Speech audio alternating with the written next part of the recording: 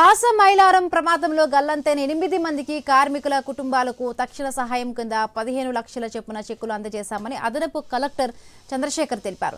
గల్లంతైన వారి ఆచూకీ దొరికే వరకు రెస్క్యూ ఆపరేషన్ కొనసాగుతుందని, వారి మరణ ధృవీకరణ విషయంలో చట్ట ప్రకారం చర్యలు చేపడతామని తెలిపారు.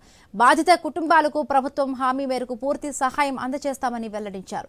బాధితుల కోసం ఐలాలో పునరావాస కేంద్రం కొనసాగుతుందని, సొంత ఊళ్లకు వెళ్లే వాళ్లకు ఏర్పాటు చేసే అదనపు కలెక్టర్ చంద్రశేఖర్ వివరించారు. ఇండస్ట్రీస్ లో జరిగినటువంటి దురదృష్టమైన సంఘటనకి సంబంధించి మనకు డిఎన్ఏ శాంపిల్స్ ఏదైతే మనం పంపించామో ఇంకొంత శాంపిల్స్ సంబంధించిన సమాచారం ఇంకా రావాల్సిన అవసరం ఉన్నది. సో దానికి అనుగుణంగా ఇంకా ఫాలోఅప్ చేయడం జరుగుతుంది.